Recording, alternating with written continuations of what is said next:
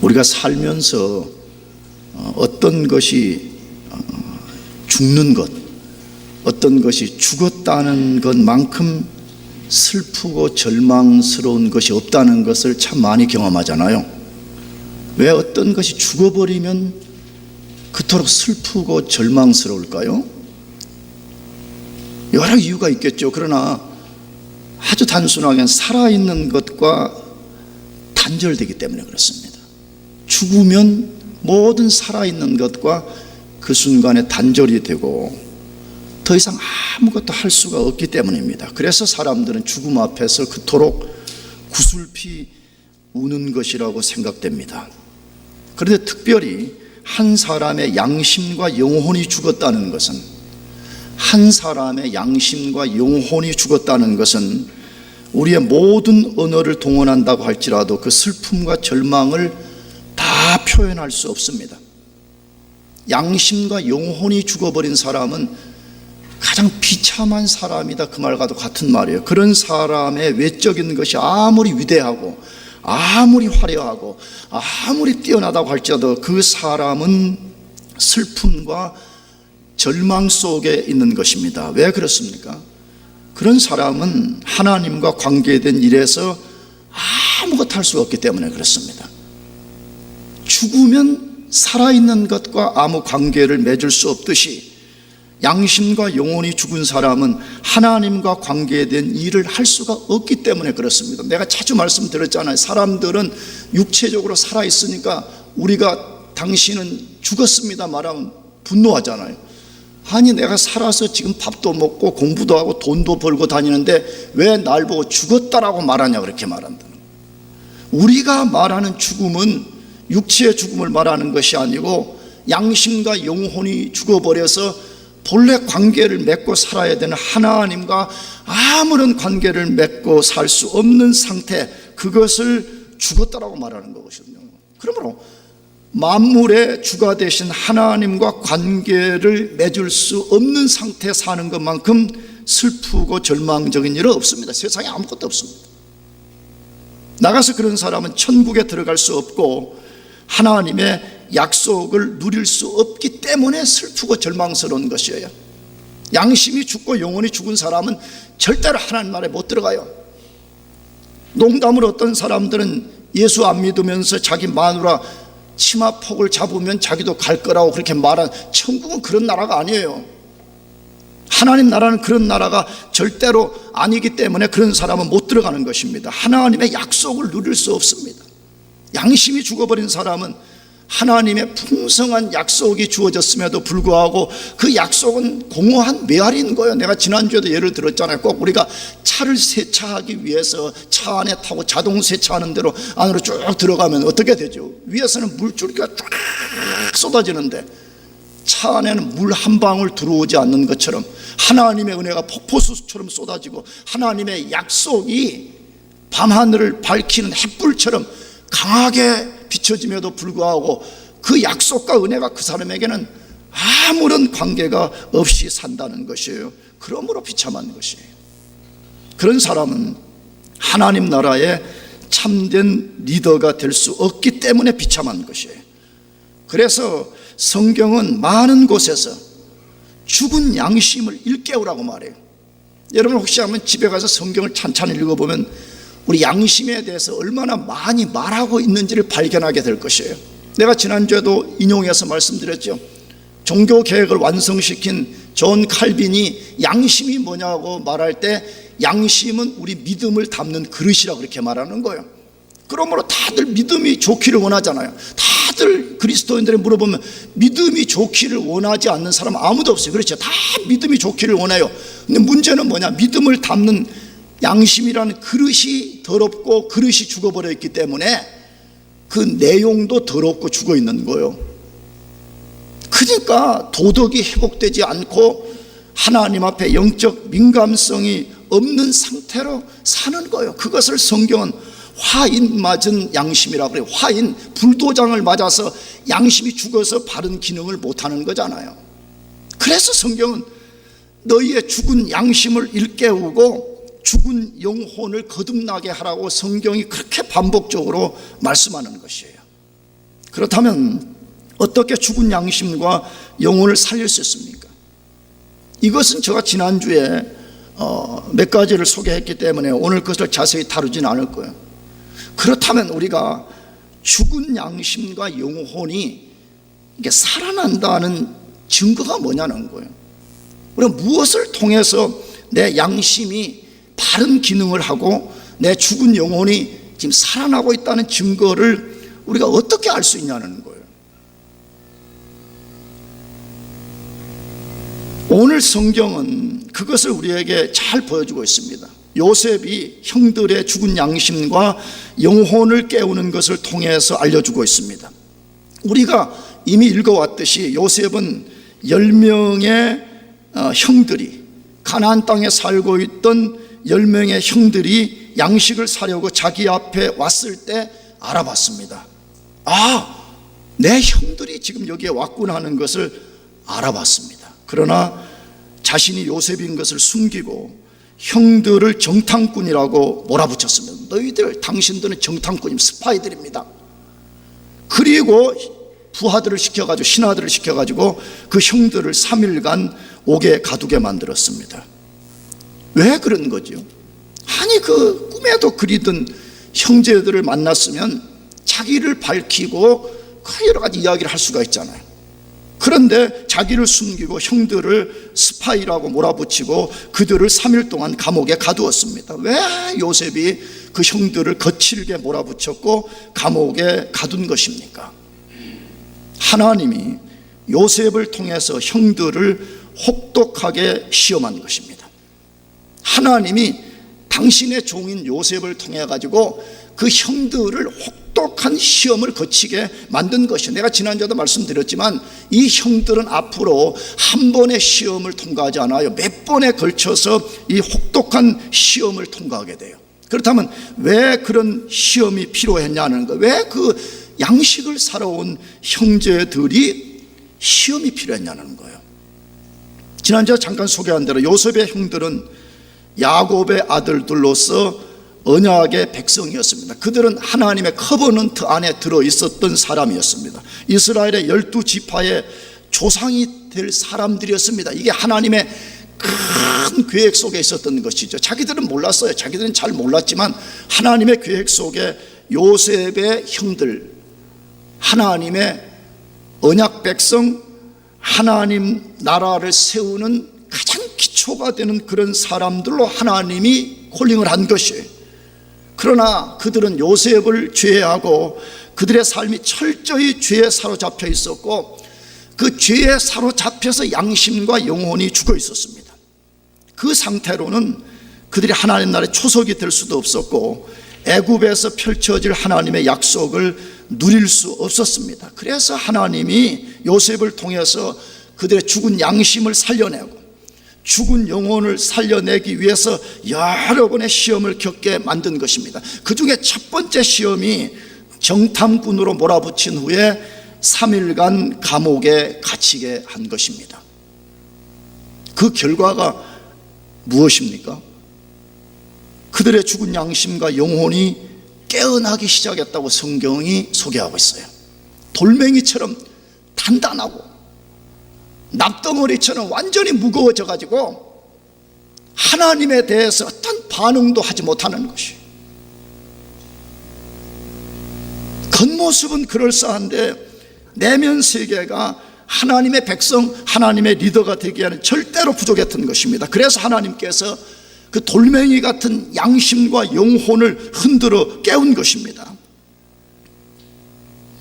그 흔들어 깨움의 방식이 무엇이라고요? 지난주에도 소개했지만 그것은 충격을 받게 하는 것이에요. 하나님은 항상 인격적인 분이시기 때문에 우리에게 항상 이렇게 항상 인격적으로 말씀합니다. 아멘이죠. 그래서 하나님이 좋은 거예요. 하나님은 항상 우리에게 인격적으로 말씀해요. 근데 안 들어요. 죄에 사로잡혀서 양심이 돌멩이처럼 단단해지는 거예요. 그럴 때 할 수 없이 하나님이 그 돌멩이 같은 양심을 깨뜨리기 위해서 충격이라는 요법을 쓰시는 거예요. 근데 하나님은 충격 요법만 쓴 것이 아니라 요셉의 형제들을 3일 동안 감옥에 갇히게 만들었어요. 뭐 속에 하는 거죠? 여러 가지 이유가 있지만 그 중에 하나가 고독. 오늘 이 시대 사람들은 고독을 못 견디잖아요.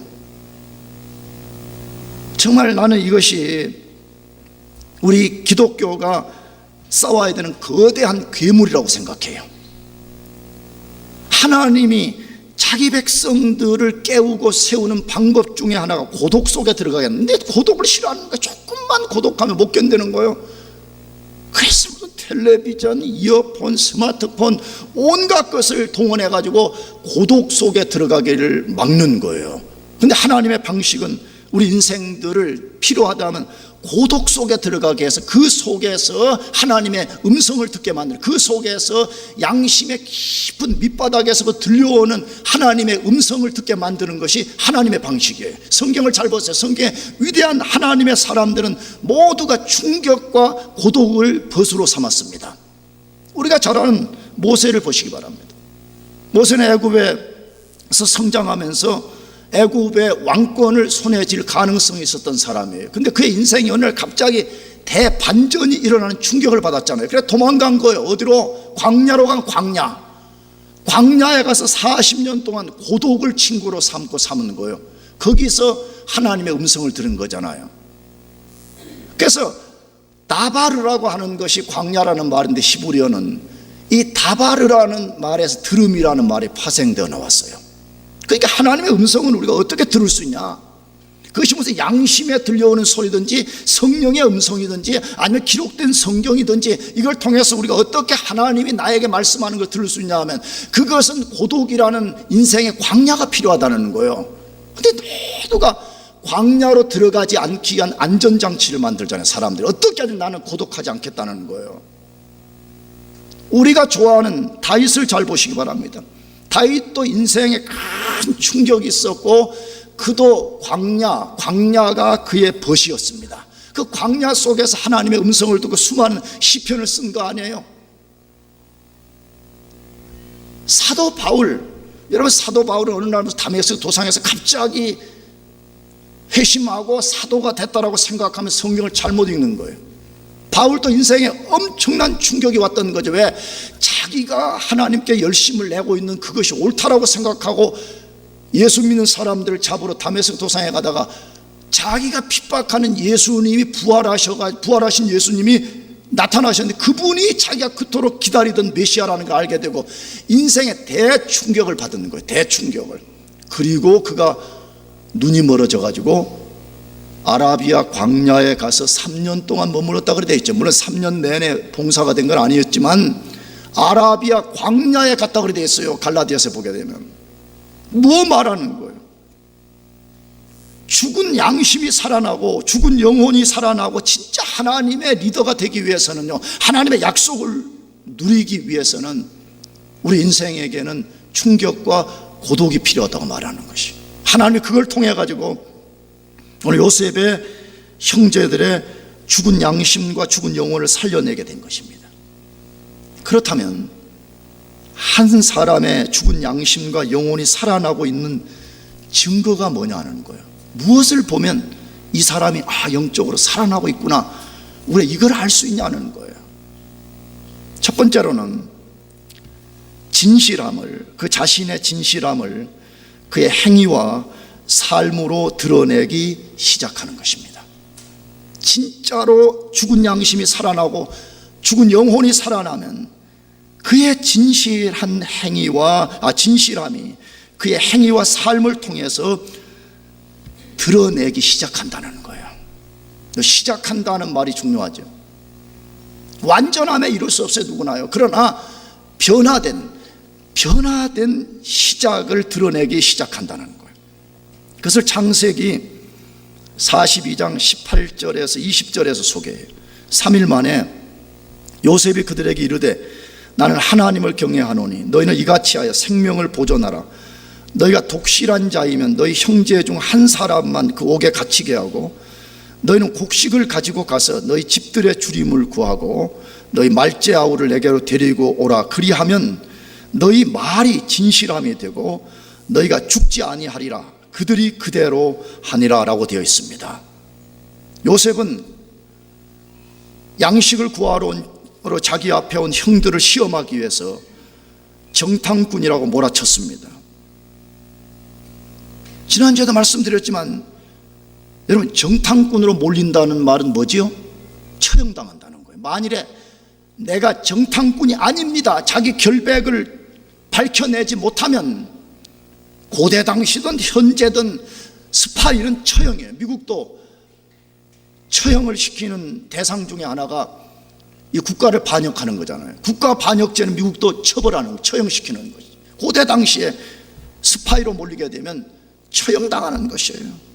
그래서 그들이 우리는 스파이가 아닙니다, 이것을 증명해내기 위해서 자신들은 독실한 자입니다, 진실한 자들입니다라고 필사적으로 설명했다고 본문에 기록되어 있어요. 그래서 우리가 지난주부터 읽은 성경에 보게 되면 독실하다, 진실하다, 이 말이 물론 히브리어는 하나로 되어 있어요. 이걸 우리 번역 과정에서 독실과 진실로 번역을 했는데, 한마디로 말하면 진실, 다시 말하면 우리는 거짓 없고 죄 없습니다, 그 말은 아니에요. 사실은요, 이 히브리어 원래 단어는 사실 우리가 알잖아요. 요셉의 12형제들이 무슨 100% 진실해요.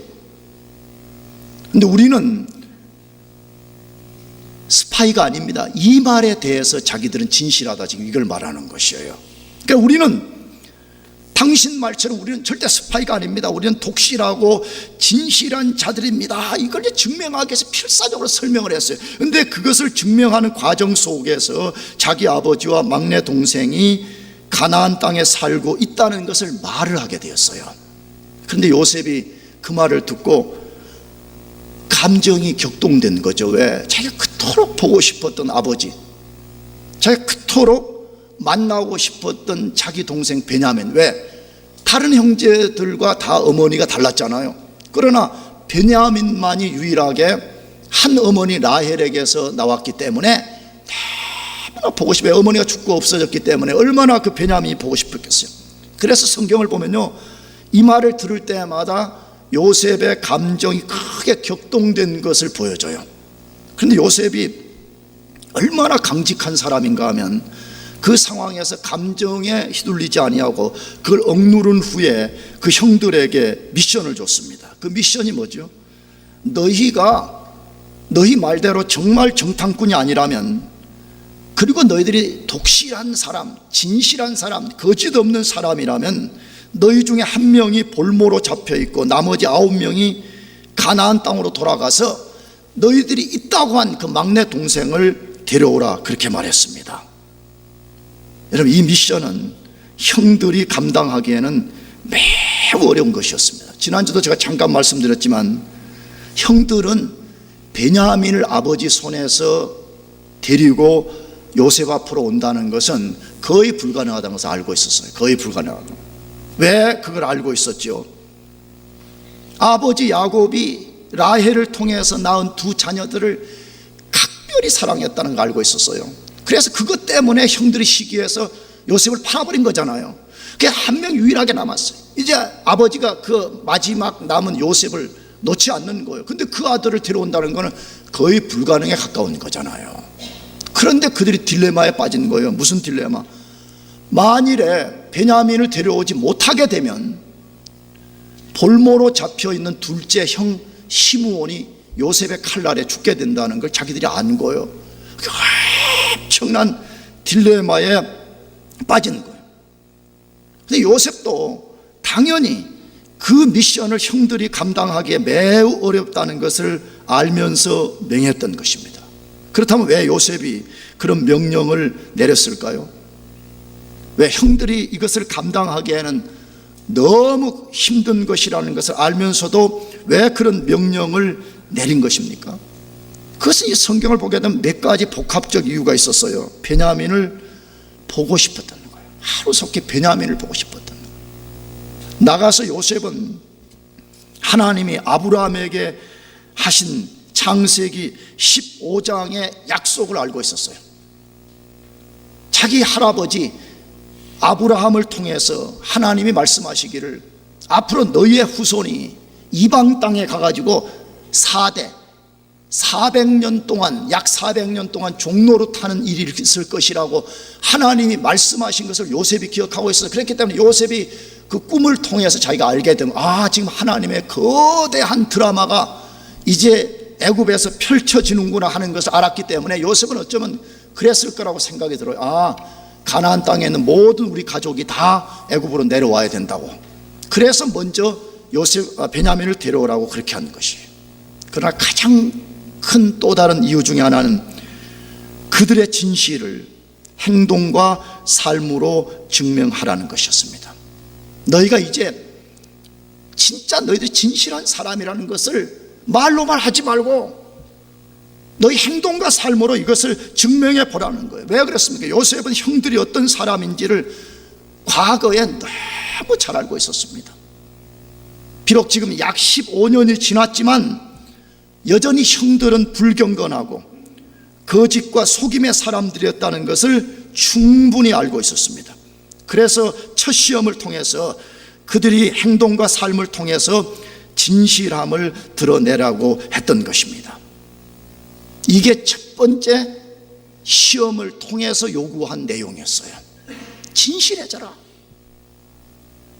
요셉이 그렇게 말하잖아요. 자기가 그들을 감옥에서 내놓을 때 그냥 내놓아야 되는데 자기가 하나님을 경외하는 사람이라고 말해요. 자기를 밝히지는 않지만 자기는 하나님을 경외하는 사람이라고 그렇게 말해요.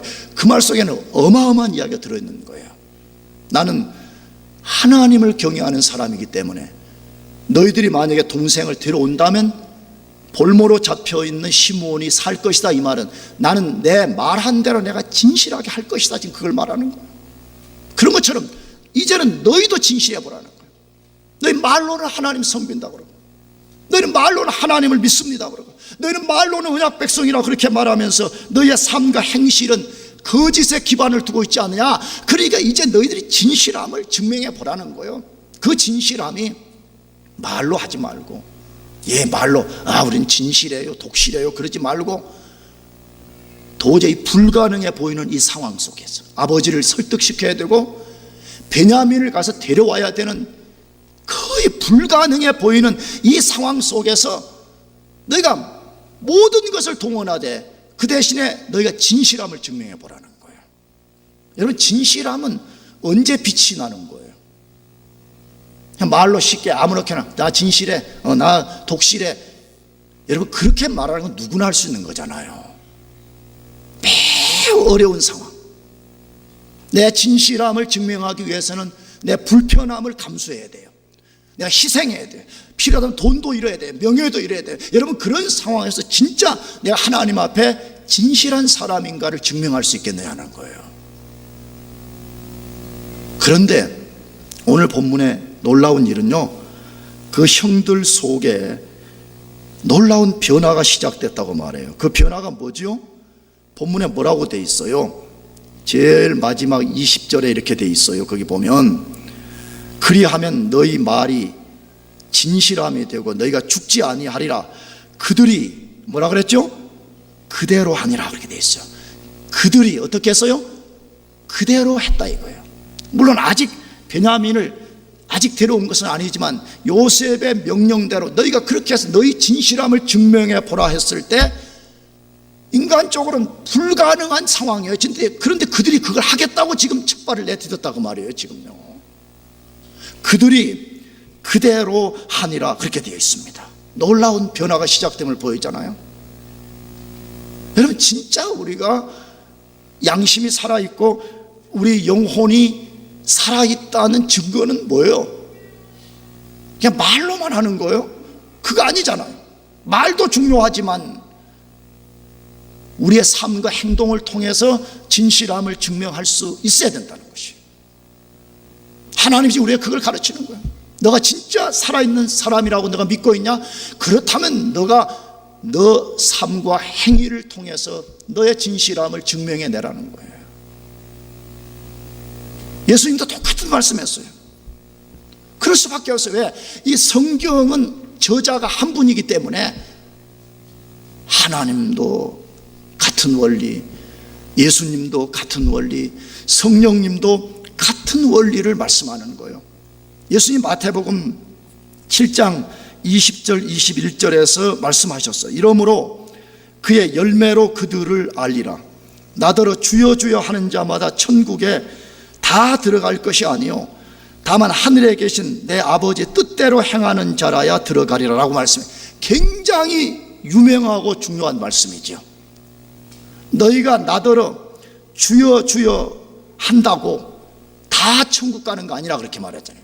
그러니까 이 말 속에는 주여 주여 하는 신앙 고백을 분명히 해야 된다는 거예요. 신앙 고백이 있어야 된다. 로마서 10장의 빛에 의해서도 예수 그리스도가 나의 세이비어요 로드입니다 하는 이 고백이 분명히 있어야 된다는 거예요. 그런데 놀라운 것은 그걸 다 주여 주여 한다고 천국 가는 게 아니라고 하는데 주목해야 된다는 거예요.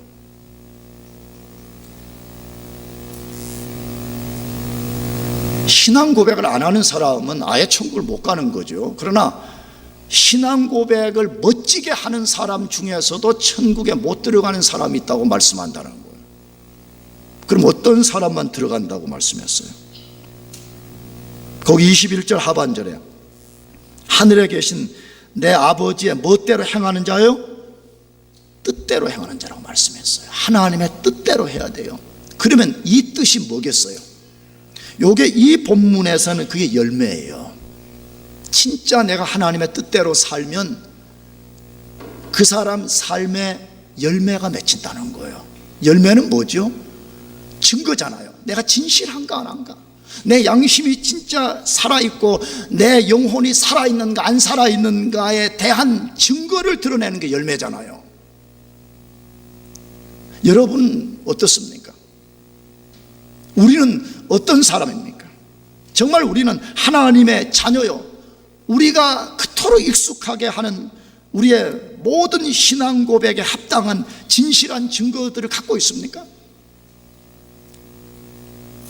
만일에 그게 없다면 우리는 우리 자신을 진지하게 돌아볼 필요가 있어요. 정말 우리 삶에 내가 진짜 하나님의 언약 백성이요, 내가 하나님의 부름받은 백성이라고 하는 이 진실함을 우리 삶과 행위를 통해서 드러내라고 성경이 말씀하고 있어요. 드러내라고. 그것이 있는 사람은 그 영이 살아있는 사람이라고 말씀하는 거예요. 두 번째로, 한 사람의 죽은 양심과 영혼이 살아있다는 증거는 무엇입니까? 자신들의 죄를 생각하고 인정하기 시작하는 거예요. 지난주에 말씀드렸잖아요. 죄를 회개하기 위해서는 제일 먼저 죄를 직면해야 돼요. 직면한 후에는 자기 죄가 무엇인가를 깊이 생각하고 자기 죄를 인정하고 그 죄로부터 돌아서기 시작하는 역사가 일어난다는 거예요. 굉장히 중요한 이야기죠. 자기 죄를 생각하고 자기 죄를 인정하기 시작한다는 거예요. 그것을 요셉의 형제들을 통해서 보여주고 있어요. 그것이 21절 말씀이에요. 그들이 서로 말하되, 그들이 어떻게 말했어요? 서로 말하되 우리가 아우의 일로 인하여 범죄하였도다. 그가 우리에게 애걸할 때에 그 마음의 괴로움을 보고도 듣지 아니하였으므로 이 괴로움이 우리에게 임하도다라고 되어 있습니다. 요셉의 형들 안에 놀라운 변화들이 계속 일어나고 있음을 지금 소개하고 있는 거예요. 그들의 변화가 무엇입니까? 다시 21절 상반절을 다시 읽어보시면 뭐라고 되어 있어요? 그들이 서로 말하되 우리가 아우의 일로 인하여 뭐했도다? 범죄하였도다. 그들이 서로 말하되 우리가 아우의 일로 인하여 범죄하였도다 라고 말하고 있습니다. 무엇을 보여주고 있습니까?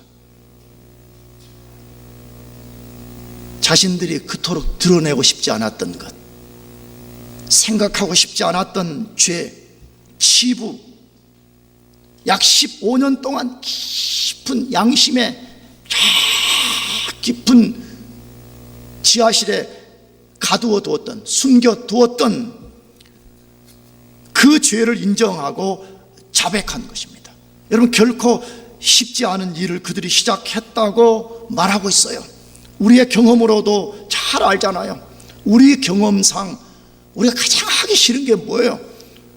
우리 자신의 수치스러운 죄를 인정하고 고백하는 거 아닙니까? 더더군다나 사람들 앞에서, 아니 더더군다나 형제들끼리 말이에요. 형제, 함께 죄를 지었던, 함께 공모자였던, 함께 요셉을 팔았던 그 형제들이 지금 말하기를 서로 지금 말한다는 거예요. 뭐라고?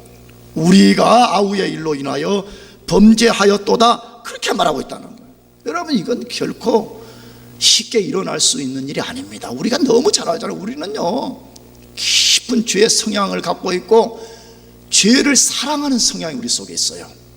그래서 죄를 직면하는 것도 싫어하고, 죄를 생각하는 것도 싫어하고, 그 죄를 하나님 앞에 구체적으로 드러내는 것도 싫어합니다. 그래서 많은 그리스도는 어떻게 하냐, 대충 도매금을 하는 거예요. 하나님, 나 죄인입니다, 용서해 주세요, 그런 식으로 슬렁슬렁 넘어가 버려요. 그래서 오늘날 그리스도인들이, 나를 포함한 많은 그리스도인들이 영적으로 죽어가는 거예요. 겉모습은 너무 화려하잖아요. 멋진 설교자의 설교를 들어요. 나는 물론 그런 사람이 아니지만 엄청난 학위를 가진 설교자의 설교를 들어요. 온갖 오케스트라를 동원하고 화려한 예배 속에 들어가서 찬양을 부르고 감동을 하고 있지만 영혼은 점점 말라 죽어가고 있는 걸 보죠. 영혼은 점점 돌멩이처럼 단단해져가고 영혼은 납덩어리처럼 점점 무거워져 가는 것을 많은 그리스도인들이 경험하고 있잖아요. 이유가 어디에 있는 것입니까? 우리 영혼을 갉아먹고, 우리 영혼을 죽이고, 우리 영혼을 숨을 쉬지 못하게 확 조아버리는 죄에 대한 인정과 고백이 없기 때문에 그러는 거예요. 여러분, 화장실 자주 안 가면 변비 생기듯이 죄를 진실함으로 직면하고 고백하고 돌아섬이 없어야 적당히 하는 거예요. 하나님, 내 죄 용서해 주세요. 그렇게 하니까 한 번도 자기 죄를 진지하게 생각해 본 적이 없어요. 내 죄가 진짜 무엇인가에 대해서 깊이 고민해 본 적이 한 번도 없는 것이에요. 그러니까 그 죄가 우리도 모르는 사이에 영적 암덩어리처럼 우리의 영을 갉아먹고 우리 영을 죽여버리는 것이에요. 그런데 요셉의 형들은 깊은 죄에 대한 인식이 그들 속에 일어났다는 거예요. 거기 그렇게 쓰진 않았지만 뭐에 대한 인식이었어요? 예전에 우리가 팔아먹었던 그 요셉이 구덩이에 던졌을 때 그가 살려달라고 애걸복걸 하지 않았냐. 근데 우리는 길을 막고 그 구덩이 옆에서 음식을 먹었던 그 잔인함, 비정함, 냉담함, 우리가 그 죄를 우리가 지었다는 거예요.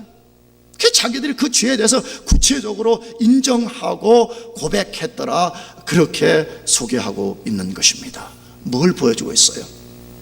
그들 양심과 영혼을 꽉 덮고 있는 그 어둠 속으로 지금 한 줄기 빛이 스며든 거예요. 그 빛으로서 자기들의 죄가 무엇인지를 본 것이에요. 이게 기독교예요. 이래서 복음이 필요한 거예요. 왜 많은 사람들이 죄를 먹고 마시면서도 자기 죄를 한 번도 진지하게 본 적이 없냐 그러면 빛이 없어 그러는 거예요. 내가 자주 말씀드렸지만 우리는 눈만 좋다고 사물을 보는 게 아니에요. 눈도 좋아야 되지만 사물을 보려면 뭐가 필요하죠?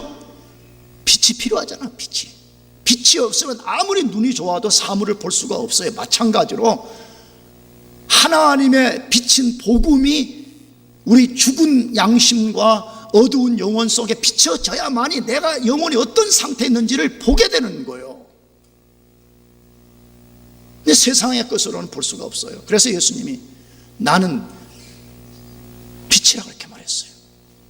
예수님만이 우리 영혼이 어떤 상태에 있는지를 보게 만드는 유일한 빛이에요. 믿습니까? 아멘. 예수님 외에는 우리 영혼이 어떤 상태에 있는지를 비춰줄 빛이 세상에는 없는 것이에요. 그래서 하나님이 그의 아들을 이 세상의 빛으로 보내신 것이에요. 그래서 그들이 돌멩이처럼 단단한 양심이 흔들리기 시작한 거예요. 죽은 영혼이 살아나기 시작한 거예요. 그래서 그들이 그토록 직면하고 싶지 않았던 죄, 드러내고 싶지 않았던 그 죄를 인정하고 고백하는 역사가 일어났다 그렇게 말해요. 저는 이것을 보면서 이것이 요셉의 10명의 형제들에게 찾아온 희망과 축복이라고 생각해요. 왜 그렇죠? 아까도 말씀드렸잖아요. 하나님이 야곱의 12자녀들을 언약의 백성과 언약의 기초로 삼기로 계획을 세웠지만 그들의 현실, 존재의 문제를 볼 때는 그들이 그런 것을 할 수 있는 사람들이 아니었어요. 죄 때문에, 죽은 양심 때문에. 그래서 하나님이 죄를 제거하고 죽은 양심을 일깨워 내므로써 비로소 그들이 그 일을 할 수가 있게 된 것이에요. 그러므로 죄를 고백하고 죄 용서를 받고 양심과 영혼이 살아난 것은 가장 큰 축복이 아닐 수 없어요. 그래서 시편 32편에 언젠가도 인용했지만 죄 사함을 받고 허물의 가리움을 받은 자는 복이 있도다 그렇게 말씀한 거예요. 여러분, 이 세상에서요, 우리 인간이 하나님께 받을 수 있는 최고의 복 중에 하나가 죄 용서 받는 거예요. 사람들은 그런 것이 죄 축복이라고 생각하지 않아요. 유물론적 관점에 사로잡혀 가지고 돈 많이 벌고 말이에요. 세상에서 높은 자리에 올라가고 말이에요. 다 그런 것만 복이라고 말해. 근데 잘 보세요. 만일에 그 사람의 영혼이 죄 씻음 받지 않고 죽은 양심이 살아나지 않으면 아까 말씀드렸잖아요. 그 영혼은 어디 가는 거예요? 자기가 얻은 거 다 놓고 지옥 가는 인생, 망하는 인생이잖아요. 그러므로 죄 용서 받고 양심이 살아나는 것만큼 큰 축복은 없는 것입니다. 그런데 대부분 사람들이 죄 인정하기를 굉장히 싫어합니다. 아까도 말씀드렸지만 우리 속에는 타락한 아담의 옛본성이 남아 있어가지고 타락한 옛본성의 잔재가 악이거든요. 이 악이 우리 속에 막 도사르고 있어가지고 내가 죄인입니다 이런 말 하기를 매우 싫어하는 거예요. 이게 어떻게 돌려 말하는 거예요. 그러니까 자꾸 기독교도 오늘날 이 원색적 복음을 안 전하는 거예요. 우리는 하나님 앞에 죄인입니다 그렇게 말하면 수를 고소한다. 고소해. 미국 지금 고소. 왜? 내가 지금 한 주간 동안 삶에 지쳐가지고 교회 가서 위로를 받고 싶어서 왔는데 목사가 당신은 죄인입니다 그렇게 말하고도 나를 아프게 만들었으니까 목사를 고소한다는 거예요. 이건 내가 지어낸 이야기가 아니에요. 미국에 지금 되어지고 있는 현실인 거예요. 그래서 죄라고 말하지 말자는 거예요. 그냥 심리학적으로 조금 불안정한 사람, 조금 이 사람이 지금 좀 스테이블하지 않은 사람, 이런 식으로 말하자는 거예요. 그러니까 자기가 죄인이라는 것을 한 번도 직면해 본 적도 없고, 그러니까 교회 다니면서 그거 듣다가 보면 그래, 우리 인간이 그런 대로 괜찮지, 내가 얼마나 똑똑하고 내가 얼마나 모든 일들을 멋지게 해나, 나는 죄인이 아니야. 그래서 한 번도 우리가 죄를 심각하게 생각해 본 적이 없는 거예요.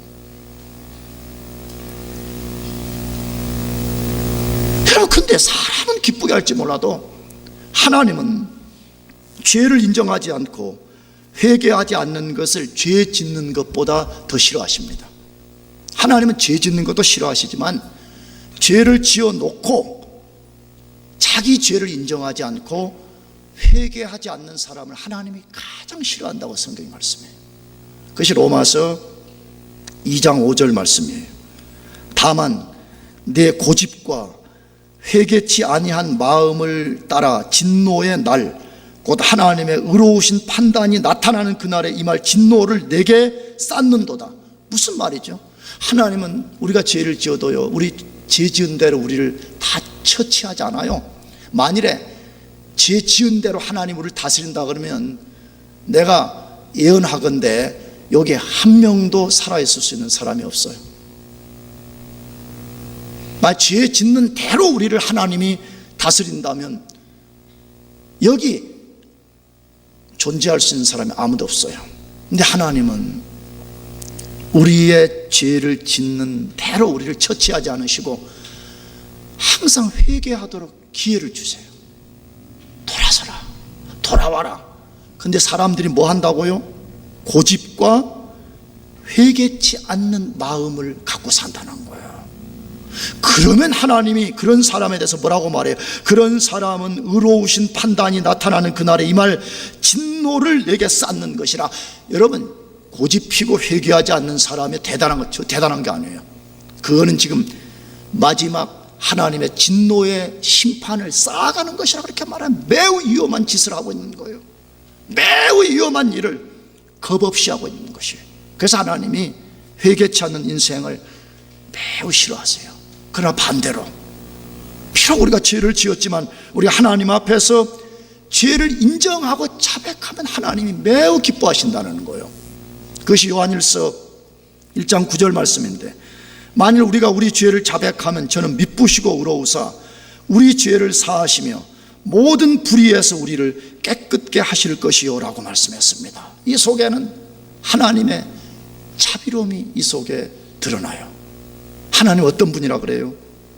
만일 우리가 우리 죄를 자백하면, 이 자백이라는 헬라어 단어 호몰로기아라는 단어인데 누구누구와 더불어 말하다 그 말이에요. 그러니까 이것은 해석을 하면 성령이 죄라고 말하는 것을 인정하라 그 말이에요.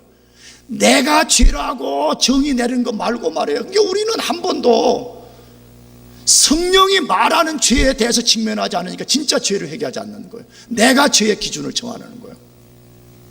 여기 호몰로기아, 호모, 위드, 영어로 누구누구와 이 말은 목사도 아니에요. 여러분도 아니에요. 성령이 말하는 그것을 말하는 거예요. 성령이 죄라고 말하는 그것을 인정하라는 것이에요. 만일에 우리가 그렇게 한다면 저는 미쁘시고 저는 하나님을 말해요. 저는 신실하다 그래요. 하나님이 신실하셔서 어제는 용서해 줬는데 오늘은 안 해주고, 하나님 그렇지 않다는 거예요. 진짜 우리가 진실하게 우리 죄를 자백한다면 하나님은 신실한 성품 때문에 우리 죄를 깨끗이 씻어주신다는, 할렐루야. 얼마나 감사한 일이에요. 죄로 인해서 짓눌려 있고 죽어 있고 무감각한 영혼의 죄를 완전히 씻겨내고 우리 양심이 살아나고 우리 영혼이 살아나서 말이에요, 하나님 그분을 우리 자신보다 더 분명하게 그분의 살아계심을 보게 되고요, 그분이 살아서 우리와 함께 숨쉬고 우리와 함께 동행한다는 것을 우리가 온 존재로서 경험할 수 있게 되는 거잖아요. 사랑하는 교우 여러분, 죄를 인정하기를 바랍니다. 그 죄에서 돌아서기를 바랍니다.